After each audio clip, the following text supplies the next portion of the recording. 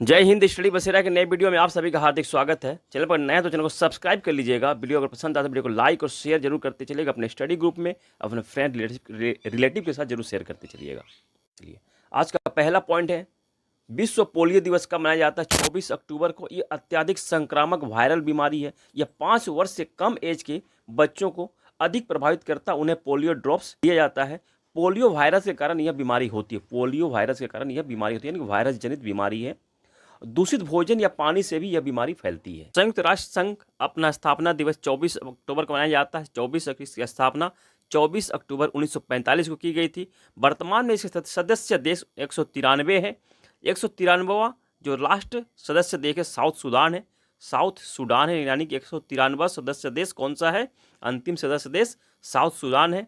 इसके महासचिव, संयुक्त राष्ट्र के महासचिव एंटोनियो गुतेरेस हैं। एंटोनियो गुतेरेस पुर्तगाल से बिलोंग करते हैं। साउथ सूडान 2011 में सदस्य बना था संयुक्त राष्ट्र संघ का।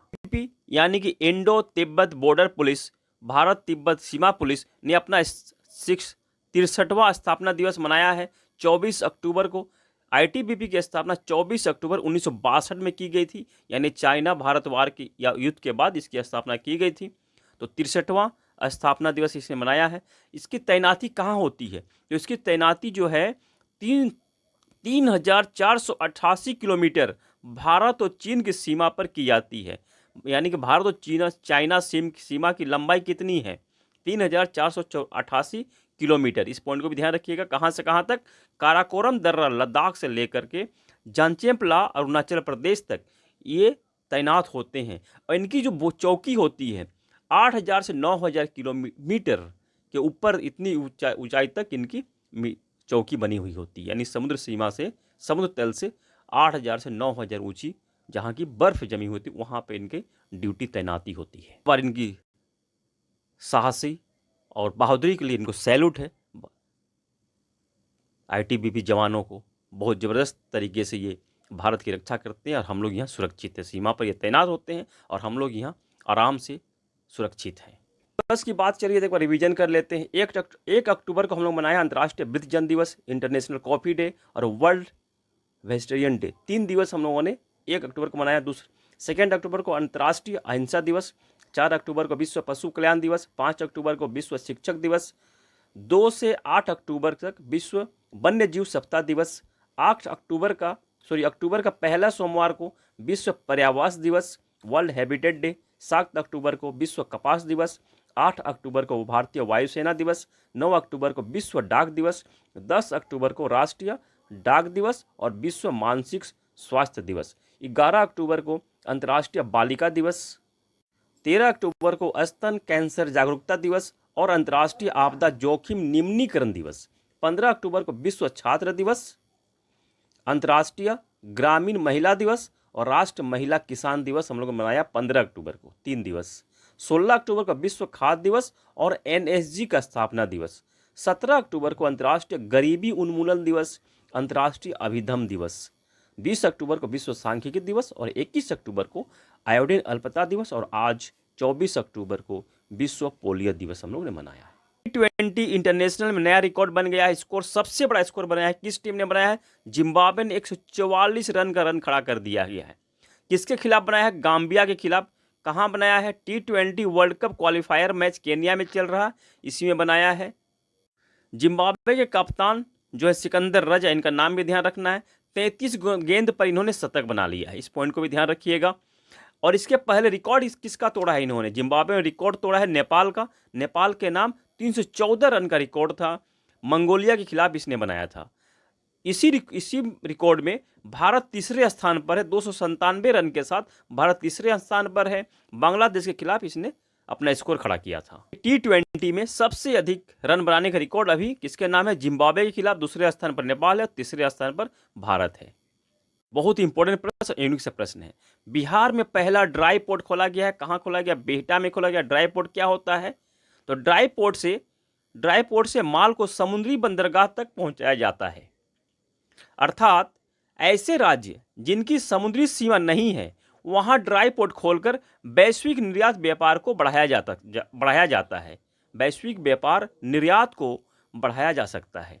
बिहार से कौन कौन से माल निर्यात किए जा सकते हैं? मखाना, चावल, दाल, फल, सब्जियां, हैंडीक्राफ्ट जैसी चीज़ें बिहार से निर्यात की जा सकती है। बिहार की सीमा समुद्री सीमा नहीं है, इसलिए यहाँ ड्राई पोर्ट खोला गया है और यह रोड मार्ग द्वारा सड़क से बंदरगाहों से जुड़ा रहेगा और वहाँ अपने सामान को पहुँचाएगा। जो भी निर्यात करना है बंदरगाहों तक पहुँचाया जाएगा और उसके बाद वो किसी भी देश में भेजना है तो वो अपने माल को भेज सकता है। करतारपुर कॉरिडोर पर नई संधि हुई भारत और पाकिस्तान के बीच। करतारपुर कॉरिडोर को लेकर एक नई संधि हुई है, क्योंकि यह 24 अक्टूबर 2024 को यह संधि समाप्त हो रही थी।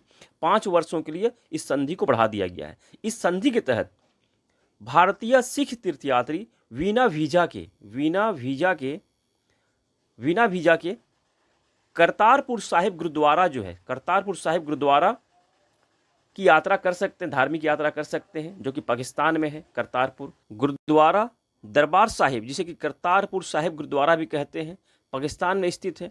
और डेरा नानक गुरुद्वारा, इन दोनों को यह जोड़ता है यह कॉरिडोर। तो यह कितना किलोमीटर है? 4.5 किलोमीटर लंबा है, पाकिस्तान में स्थित है। डेरा नानक गुरुद्वारा कहाँ स्थित है? गुरदासपुर, पंजाब के भारतीय पंजाब जो है वहाँ स्थित है, भारत में स्थित है। करतारपुर कॉरिडोर बनाने की प्रस्ताव को कब लाया गया था? 1999 में।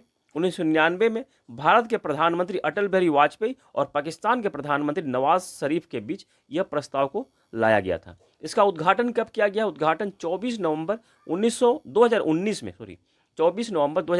में प्रधानमंत्री नरेंद्र मोदी जी और पाकिस्तान के प्रधानमंत्री इमरान खान द्वारा इसका उद्घाटन किया गया था। इसी कॉरिडोर में, करतारपुर कॉरिडोर में ही रावी नदी पर बना 800 मीटर का पुल भी आता। 800 मीटर का यह मीटर है, 4.5 किलोमीटर लंबा है, परंतु 800 मीटर का जो पुल है वो रावी नदी पर स्थित, यानी कि रावी नदी के किनारे यह करतारपुर कॉरिडोर, करतारपुर साहिब गुरुद्वारा स्थित है।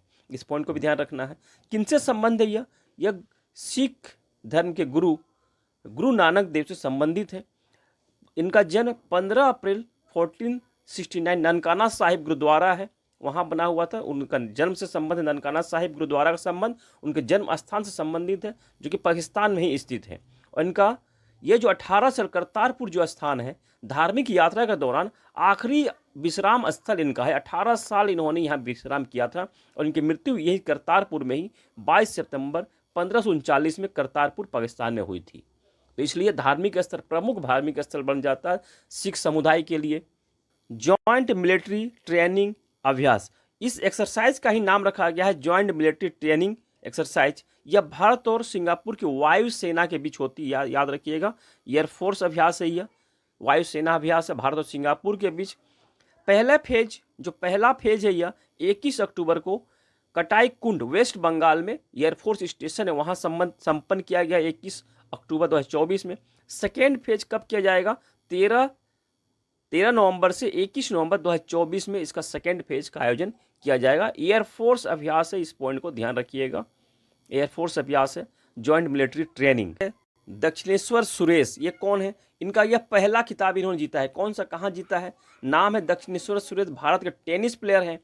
यूएसए यानी कि अमेरिका के विस्टन सलेम में आयोजित ITF मेंस टेनिस टूर्नामेंट में इन्होंने पहला खिताब जीता है।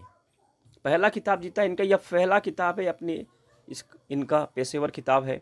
इन्होंने किसको हराया है? ल्यूका पाओ को, ब्रिटेन के टेनिस प्लेयर को इन्होंने हराया है। अनुसूचित जातियों यानी कि SC शेड्यूल कास्ट का उपवर्गीय लागू करने वाला पहला राज्य कौन सा बन गया है? हरियाणा बन गया है। हरियाणा में अभी विधानसभा चुनाव संपन्न हुए थे, नायब सिंह सैनी वहाँ के CM है, चीफ मिनिस्टर बने हैं।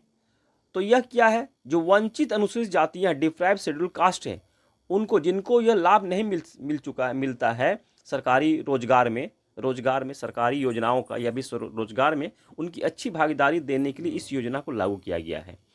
मानिए ST को भी अलग अलग डिपार्टों में बांटा जाएगा, जो कि जिनको वंचित, जिनको लाभ नहीं मिल रहा है, ऐसे समुदाय को यह लाभ पहुंचाने के लिए इस योजना को लागू किया गया है।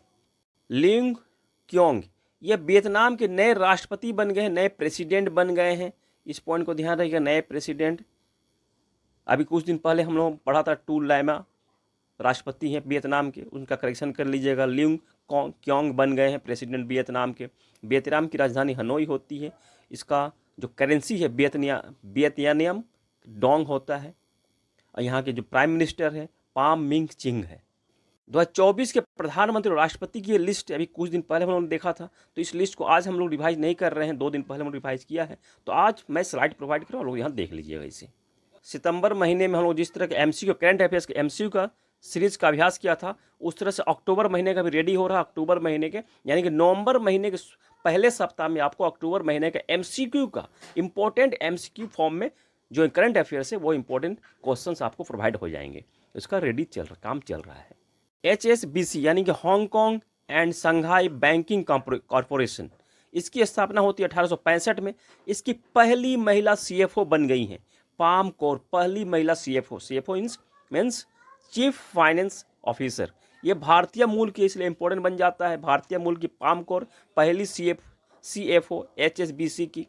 HSBC का जो हेड क्वार्टर कहाँ है? लंदन में है, लंदन यूनाइटेड किंगडम में। टैग लाइन क्या है? The world's local bank, world's local bank इसका टैग लाइन। इस पॉइंट को ध्यान रखिएगा। ISSF, इसके बारे में हमने बहुत बार पढ़ा है। ISSF full form international shooting federation sports federation होता है। स्थापना 1907 में होती है। म्यूनिक में इसका हेड क्वार्टर है, जर्मनी में।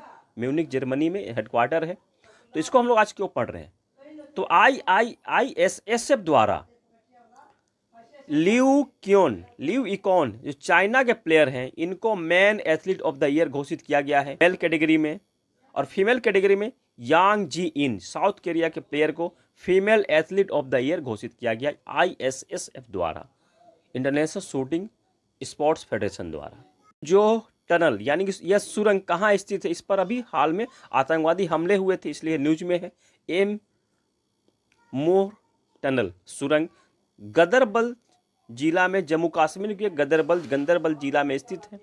इस सुरंग का निर्माण कौन सी कंपनी कर रही है? APCO इंफ्राटेक कंपनी कर रही है। इसका मुख्यालय लखनऊ उत्तर प्रदेश में है। 2020 में इस परियोजना की शुरुआत की गई थी। आज के लिए इतना ही। आशा करता हूँ सेशन आप लोगों को पसंद आया होगा। चैनल को अब तक आपने सब्सक्राइब नहीं किया, सब्सक्राइब जरूर कर लीजिएगा, और वीडियो को लाइक नहीं किया तो लाइक जरूर कर दीजिएगा, और अधिक से अधिक शेयर करने का प्रयास कीजिएगा। मिलते हैं फिर नई वीडियो में आप सबकी सफलता की मंगल कामना के साथ। तब तक जय हिंद, स्वस्थ रहें, मस्त रहें। धन्यवाद। जय हिंद।